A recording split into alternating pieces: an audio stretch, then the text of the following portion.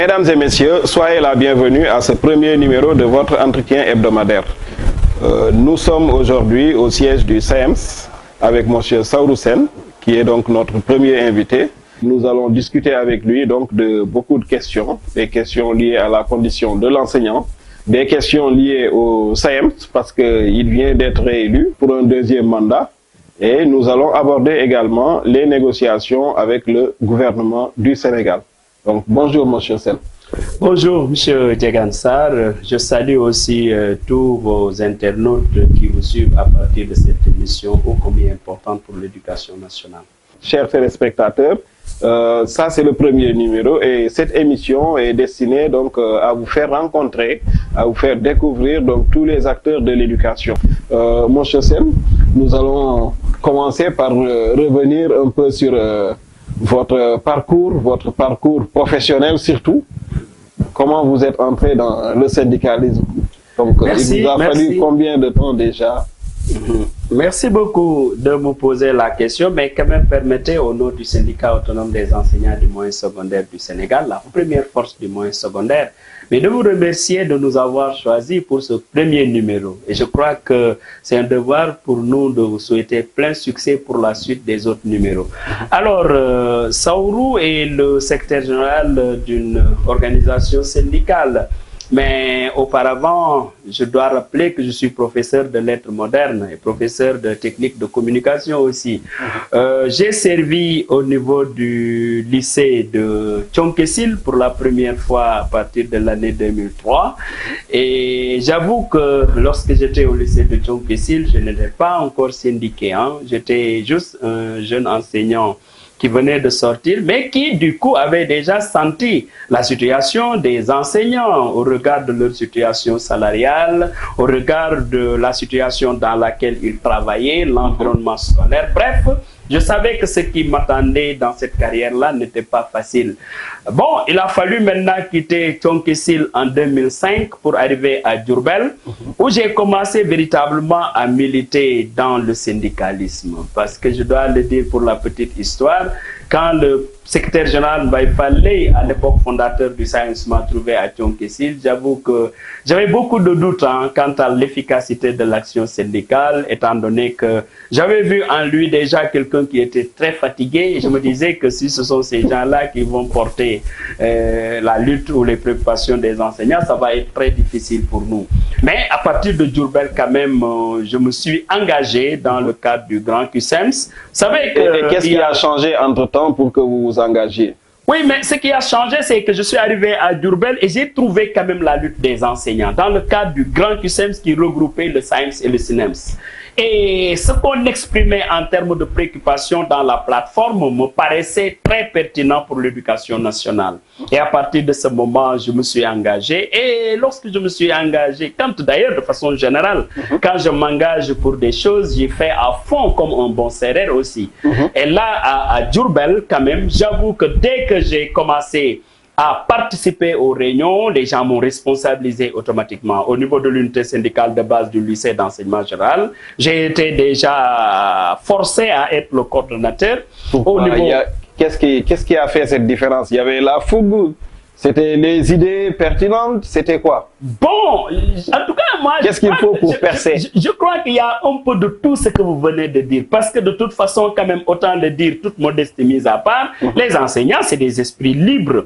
Et quand ils portent leur choix sur vous, mais parce qu'ils considèrent peut-être que vous pourrez apporter quelque chose. Et c'est de là où j'ai été choisi comme coordinateur. Et de là aussi, j'ai été automatiquement élu départemental du SAEMS à Diourbel, ensuite régional du SAEMS à Diourbel. Alors, quand j'ai entamé ce mandat de responsable régional à Diourbel, je me suis rendu compte que le champ est vaste. Et plus nous progressions dans notre engagement, plus nous avions pensé qu'il fallait aller au-delà du niveau local, du niveau régional. Et c'est ça qui a justement, fait que... pour ce niveau local, oui. Beaucoup d'enseignants que nous avons rencontrés dans les régions, oui. donc ils vous disent que ces représentants au niveau local ne peuvent rien faire. Donc, sauf que, toute modestie mise à part, je crois que je ne faisais pas partie de ces responsables qu'on accusait de ne rien faire. Parce que dès que j'étais déjà à Diourbel, sans aucun moyen financier venant de l'organisation, mais je faisais le tour de la région de Diourbel.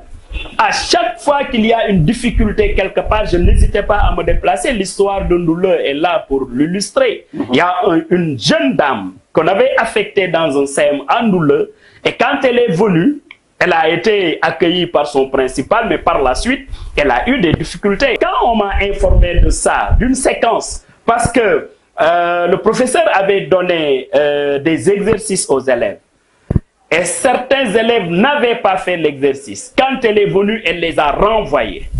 Alors, quand le principal est informé, bizarrement, curieusement, le principal a dit que celle-là renvoyait trop d'élèves. Et elle a dit aux élèves que la prochaine fois, quand cette dame vous renvoie, restez dans la classe. Alors, quand cela s'est passé, je l'ai appris, j'ai fait le déplacement. Et j'ai dit aux gens, puisque c'est ça, redonne des exercices. Dès demain, si les élèves ne le font pas, vous les renvoyez. Et si le principal les ramène en classe, vous tous, militants du SAM, vous sortez de l'école et vous m'attendez. Et quand nous sommes venus là-bas, avec même l'inspecteur d'académie à l'époque, chez Omar Ndiaye, mais on a convoqué une réunion qui était très difficile, très houleuse. Je leur ai dit que quand même, que le principal a mal agi. Parce que je crois qu'en la matière, il devait au moins convoquer le collègue concerné, mais savoir qu'est-ce qui est à l'origine de ces renvois d'élèves. Parce que de toute façon, c'est son interlocuteur, c'est son adjoint. Mais lui, il ne peut pas venir d'autorité, mais dire à des élèves que si tel professeur vous renvoie, restez en classe. À partir de ce moment, c'est l'autorité du professeur qui est entamée, et à partir de ce moment, il ne pourra absolument pas. Mais justement, vous avez parlé d'un chef d'établissement. Donc, est-ce que ça, c'est pas un échec au niveau des syndicats? Parce qu'aujourd'hui, des problèmes de ce genre, on en voit.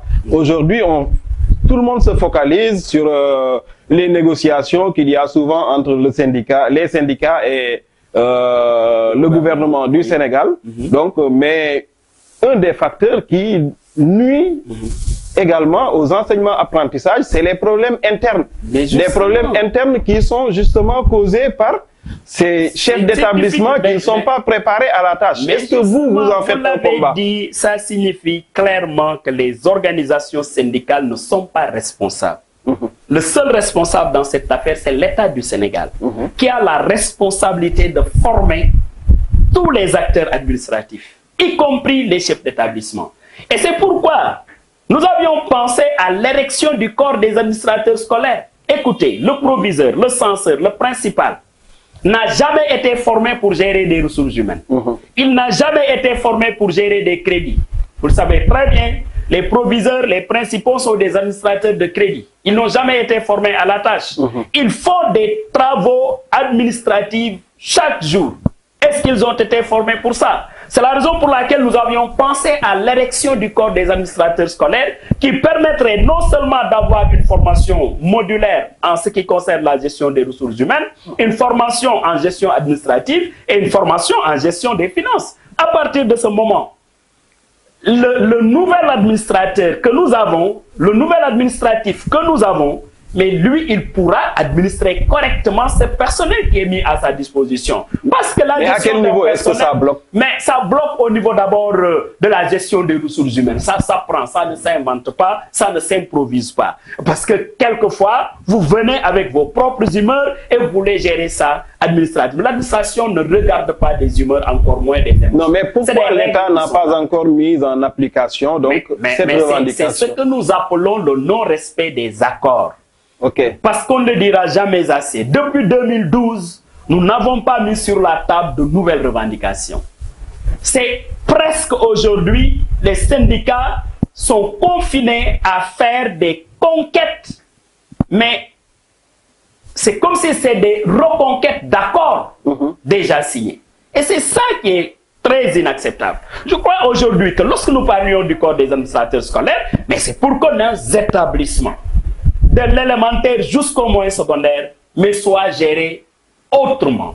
Autrement, c'est-à-dire avec toutes les règles d'une bonne administration. On va revenir à ces revendications, mais avant, vous, au niveau de votre syndicat, le SAEMS, donc vous êtes surtout au niveau des collèges et au niveau des lycées. Oui. Alors, dans le cadre des enquêtes que nous avons réalisées aussi, nous avons vu donc nous avons noté certaines revendications au niveau de la base. Oui. Donc dans certains lycées, et on voit que c'est le proviseur qui vient en tête. Le proviseur, souvent, c'est quelqu'un qui a un bac plus d'établissement, bac 4, 5, oui. 4, 5 ou 6. Donc après, il y a le en seconde position, oui. Pas seulement le censeur, dans les organigrammes qu'on a vus, on a vu le censeur et on a vu l'intendant. Le censeur, tout comme le proviseur, c'est quelqu'un qui a un bac plus 4, plus une certaine ancienneté. Mais l'intendant, souvent, c'est un instituteur pour cette bonne gestion. Oui. Parce que on a parlé de gestion, gestion des ressources humaines, gestion aussi des ressources financières qui posent beaucoup de problèmes. Et c'est l'intendant qui est responsable en grande partie de cette gestion-là. Donc, lui non plus n'est pas formé. Mais c'est pourquoi, lorsque nous avions parlé du corps des administrateurs scolaires, mais tous ces agents en font partie.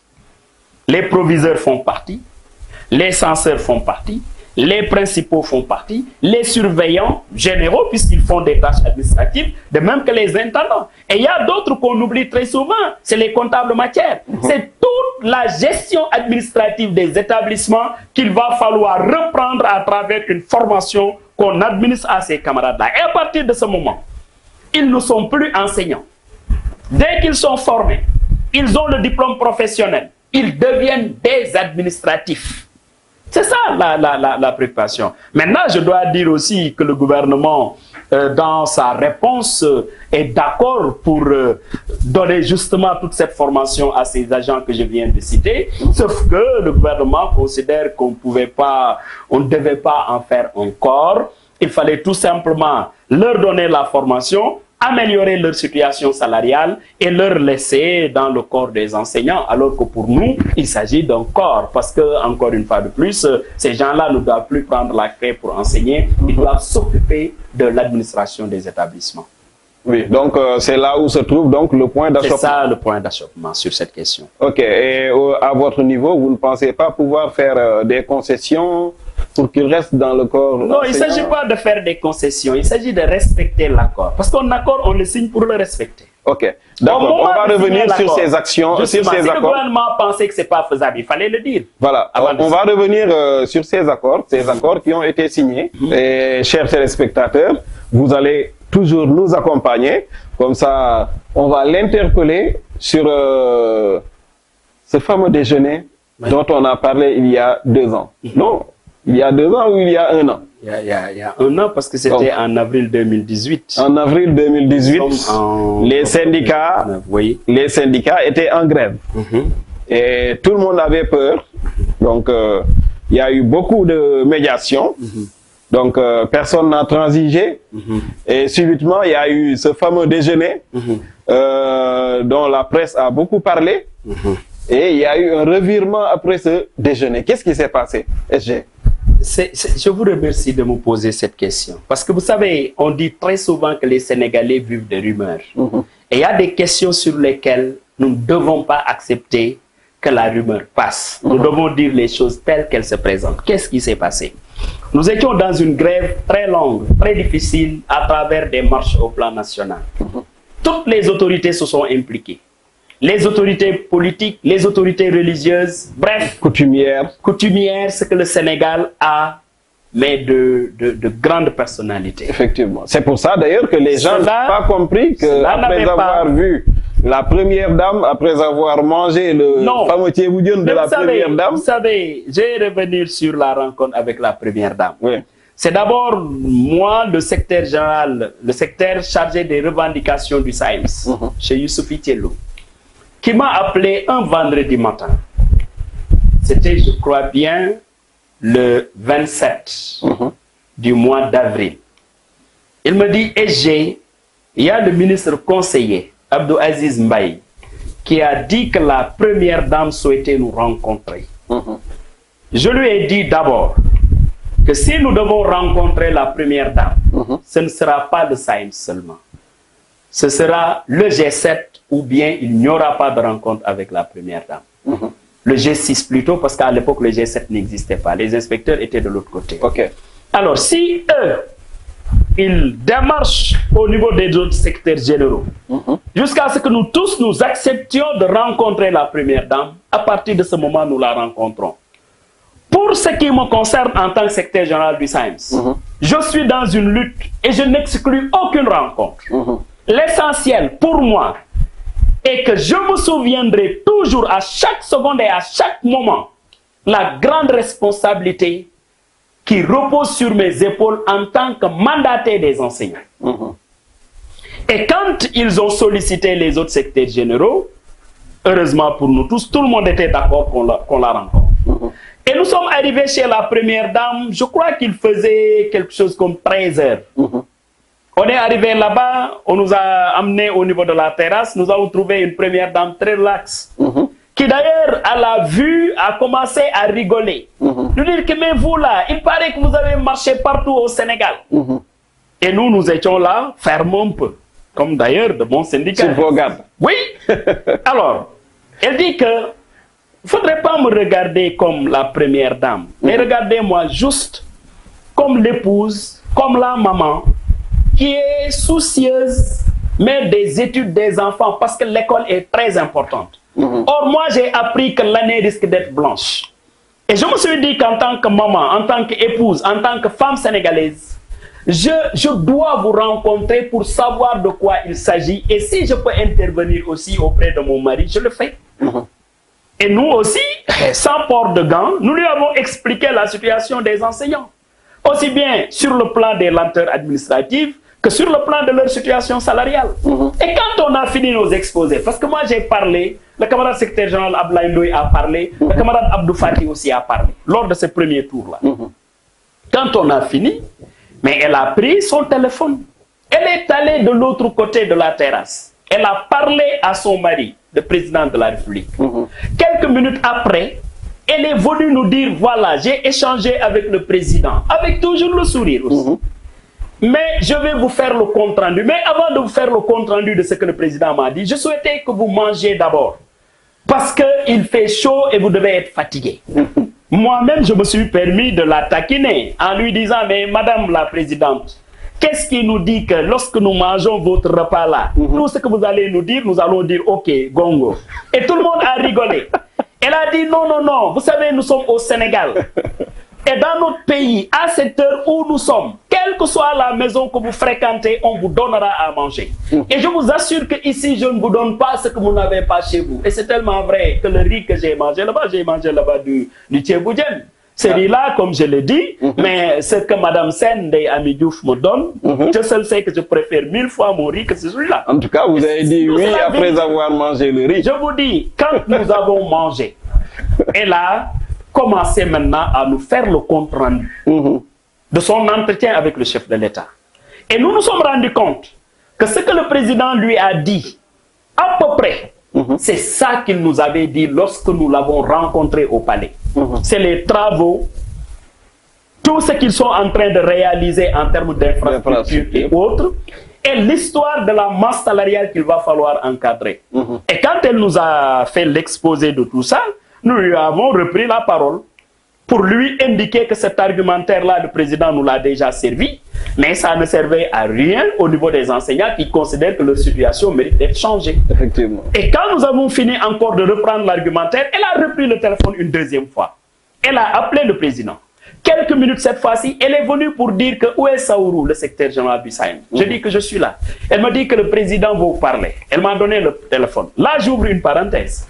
Pourquoi peut-être Saourou? Mais parce que aussi, autant de dire pour la vérité, mais dans le G6, le SAEMS, ce n'est pas n'importe quelle organisation. Nous sommes premiers dans le moyen secondaire, avec 52,48%. Suivi du QSEMS qui est à 23%. Normalement, s'il y a quelqu'un aussi qui peut parler directement au président au nom de tout le monde, mais ça peut être Saourou, pourquoi pas.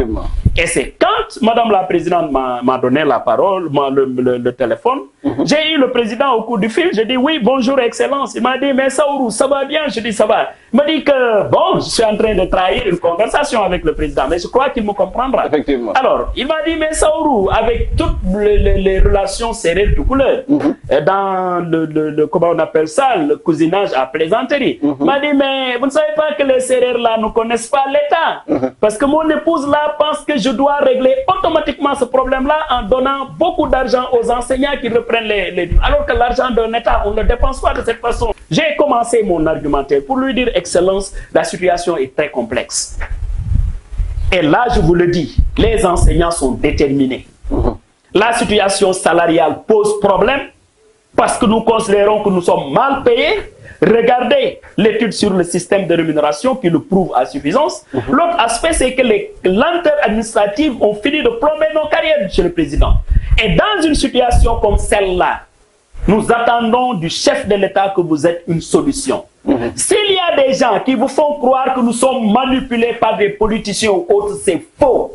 La seule base qui nous indique ce que nous faisons, c'est la base des enseignants. Nous n'avons pas d'autres interlocuteurs que les enseignants. Et Excellence, je crois que ce problème-là, il est de votre devoir de le régler parce que vous avez été élu pour régler le problème des Sénégalais. Quand j'ai parlé avec Monsieur le Président de la République de cette façon-là, pour ne pas frustrer aussi les autres secrétaires généraux, je lui ai dit, Monsieur le Président, je vous passe à Ablaye Ndoye. Et c'est comme ça que j'ai donné le téléphone à Ndoye. Il a parlé avec le président. Quelques minutes après, il a remis le téléphone à la première dame. Et c'est en ce moment que la première dame a dit que maintenant, je vais vous maintenir ici jusqu'à 21 h. Parce que le président va venir ici. Et vous allez échanger directement avec lui. Nous lui avons dit, d'accord, mais nous ne pouvons pas rester ici jusqu'à 21 h. Nous pouvons partir. Vous n'avez pas voulu attendre le dîner? Non, non, non. Nous pouvons partir et revenir. Et quand nous sommes revenus, c'est en ce moment maintenant que le président, Monsieur le Président de la République est venu avec son Premier ministre. Et cette fois-ci, la Première Dame n'a pas pris la parole. Nous avons discuté directement avec le chef de l'État et le Premier ministre. Et c'est à l'issue de cette discussion qui a commencé de 22h07 à 2h du matin que nous sommes arrivés à nous accorder sur l'indemnité de logement qui passe à 100 000 et sur les autres points. Et c'est en ce moment que le président nous a demandé solennellement de suspendre le mot d'ordre dès le lendemain et d'aller vers une rencontre avec le gouvernement le lundi suivant pour acter sur un protocole tous les points sur lesquels nous sommes tombés d'accord. Et là aussi, je l'ai appris. Et c'est désolant. Quand j'ai appris qu'on nous a donné de l'argent, on a très bien mangé. Bien sûr qu'on a. Mais il fallait s'y attendre. Il fallait s'y attendre quand même. Mais l'argent, comment nous, en toute responsabilité, nous pourrions accepter que quelqu'un nous donne de l'argent? Non, mais il fallait s'y attendre quand même. Mais pourquoi s'y attendre? Parce qu'à un moment donné, donc, tout le monde a parlé, vous l'avez dit tout à l'heure, toutes les autorités. Et après, donc, il n'y a pas eu de suite favorable. Et après la visite chez la Première Dame, le lendemain, le mot d'ordre est levé. Donc, non, pas le lendemain.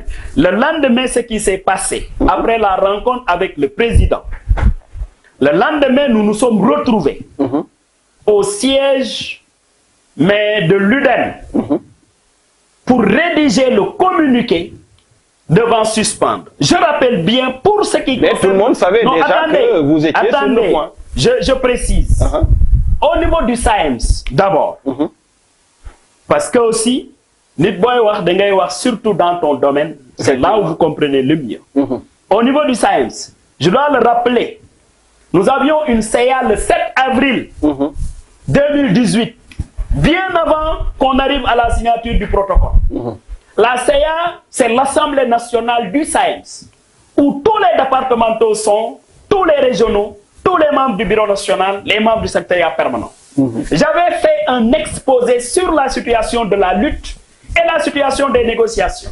À partir de ce moment, c'est la CA qui m'a instruit pour me dire, au regard de toutes ces situations qui viennent de se présenter, si on arrive à obtenir 100 000 francs sur l'indemnité de logement, et que le gouvernement nous indique clairement la reprise des travaux sur le système de rémunération des agents de l'État, et que sur les autres points, le concours des passerelles, le corps des administrateurs scolaires, entre autres points, la question des chefs de caisse, si on nous fait des propositions concrètes, il faut aller dans le sens de suspendre. C'est pourquoi, lorsque nous allons obtenir 100 000 de l'indemnité de logement, et qu'on nous dise que le concours des passerelles sera organisé, entre autres points, mais là, je n'avais pas de problème pour suspendre. On arrive presque à la fin du temps, donc, mais on va en parler un tout petit peu, les relations entre la politique et le syndicalisme. Oui. Parce que quand les élections approchent, donc on l'a vu la dernière fois, des structures, d'autres structures qui n'avaient rien à voir donc, avec la politique, se sont signalées pour dire qu'ils soutenaient tel candidat ou tel candidat. Donc c'est pour ça également que les gens ont peur. Vous, au niveau du SAEMS, est-ce que vous avez eu à soutenir un candidat? Très bien. Je respecte très bien la position des uns et des autres. Mais pour moi, au niveau du syndicat autonome des enseignants du moyen secondaire, je suis le gardien des textes statutaires et réglementaires jusqu'à la fin de mon mandat. Et dans ces textes statutaires et réglementaires, il est clairement indiqué que le secrétaire général du SAEMS ne peut pas être membre d'un bureau politique, membre d'un conseil, d'un cabinet présidentiel ou ministériel. Première chose. Deuxième chose, le syndicat autonome des enseignants du moyen secondaire est un syndicat totalement apolitique.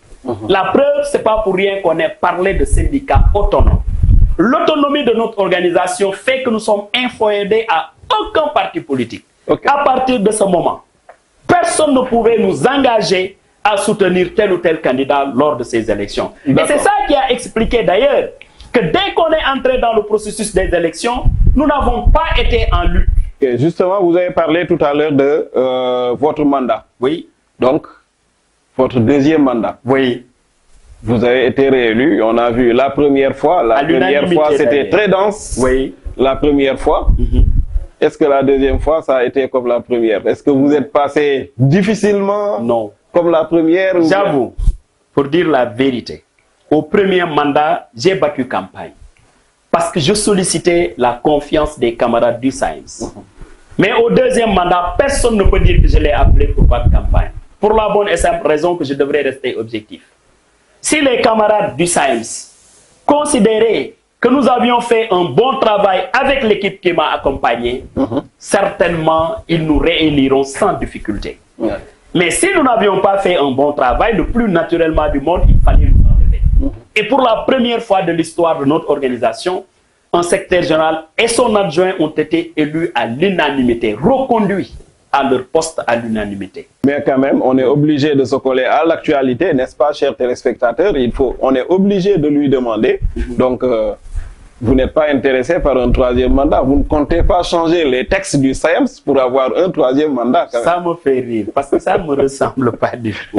Changer le texte du SAEMS pour avoir un troisième mandat, je ne ferai jamais ça. Ça ne me traverse même pas l'esprit. Parce que aussi, pour une raison d'abord toute simple, par respect à moi-même, par respect à ce que ses prédécesseurs, aussi illustres que son Dianté et Mbaye Fall, un respect à ce legs-là, et ensuite, par respect à mon éducation à moi. Un Sérère ne fait pas ça. Voilà. En dehors de ces luttes syndicales, aujourd'hui, c'est quoi votre fierté? Donc, qu'est-ce que vous avez réalisé donc, et dont vous êtes très fier donc, pour les enseignants, en tant que secrétaire général du SAEMS. Et on va terminer par là. Donc, voilà, on est à... Très bien. Nous allons célébrer la journée mondiale de l'enseignant. J'ai eu l'honneur d'avoir été le président du comité d'organisation en 2017. Et c'était très bien passé, je crois bien. En tout cas, en tant que secrétaire général, j'avais pris le risque en 2016 de dire aux enseignants qui m'élisaient à l'époque que le bilan d'un secrétaire général syndical, on doit le lire dans le bulletin de salaire. Dieu merci, quel que soit ce qu'on aura dit sur les impôts, nous avons réussi à mettre 40 000 sur le bilan, sur les bulletins de salaire. Ça, c'est une fierté que nous avons. Mieux, le concours des passerelles professionnels qui peinait à être organisé, nous avons réussi à le faire organiser. Mieux, on parle beaucoup de lenteur administrative, mais tout le monde sait qu'avec les guichets uniques, les opérations coup de poing, et même ce guichet unique institutionnalisé quand même, les choses avancent un peu à ce niveau-là. Maintenant, il va sans dire aussi que je suis très fier de dire que nous avons réussi à mettre en place une mutuelle alternative aux autres mutuelles de santé. Cette mutuelle-là a à peine 6 mois d'existence et aujourd'hui à peu près à 1000 et quelques adhésion. Ok. Et cette mutuelle fait des prestations que les gens apprécient. Et au fur et à mesure que nous allons progresser, vous allez vous rendre compte que cette mutuelle-là doit être la mutuelle de tous les agents. De par le professionnalisme qui caractérise les hommes qui l'encadrent. Et c'est l'occasion de remercier très chaleureusement le président du conseil d'administration, Moussa Diallo. Je sais aussi que notre coopérative d'habitat fonctionne à merveille avec le président Elhaj Malik Youm, qui par ailleurs est mon adjoint, et avec qui nous travaillons en étroite collaboration. Dans le SAEMS, la particularité de notre mandat, c'est que nous avons réussi à créer un climat social propice au travail. Et ce travail-là, nous le faisons exclusivement au service de l'éducation, en particulier des militants du SAEMS. Merci beaucoup, monsieur Saourou Sène. Je le rappelle, donc c'est le secrétaire général du SAEMS. Donc, il a été notre premier invité dans cette émission et nous le remercions pour ça. Merci, M. Diegan Sarr, pour cette émission de l'éducation. Et comme je l'ai dit encore, en tout cas, je suis profondément convaincu que si nous voulons aller vers l'émergence, nous avons besoin d'un système éducatif de qualité. Et ce ne sont pas les ressources pétrolières ou gazières ou de zircon qui développent un pays, mais c'est des ressources humaines de qualité. L'exemple du Japon est là pour le montrer. Or, ces ressources humaines de qualité, nous ne pouvons les obtenir qu'en ayant un système éducatif de qualité. Et nous ne pouvons pas avoir un système éducatif de qualité si nous n'avons pas des enseignants motivés. Je profite de l'occasion pour toujours renouveler tous nos remerciements, toute notre reconnaissance aux pères fondateurs du syndicat autonome des enseignants du moyen secondaire, parmi lesquels, bien sûr, me plaît de citer Mbaye Falley, mais Mamadou Sam, que vous connaissez très bien, les Salou Mbaye, les Abibou Kone, les Djanté, tout ce monde-là qui a été à l'origine de cette grande organisation du moyen secondaire. Nous remercions aussi tous les acteurs de l'éducation, tous les enseignants, où qu'ils soient au Sénégal. Donc, c'est de vrais soldats, les vrais soldats du savoir. Et il faut aller les trouver dans la brousse donc, pour vraiment en avoir cette confirmation. J'ai toujours le regard des enseignants que j'ai trouvés à Ebarak, dans le département de Salémata, où c'est le véhicule qui crée même le chemin. C'est vous dire aussi que ces enseignants-là, on ne le dira jamais assez, personne ne les paye. Effectivement. Et c'est ça aussi l'engagement. Et il faut les remercier, remercier tous les parents d'élèves, remercier tous les acteurs donc de l'éducation. Mesdames et messieurs, donc nous arrivons donc au terme de ce premier numéro de votre entretien hebdomadaire et nous vous donnons rendez-vous dans une semaine pour un autre numéro.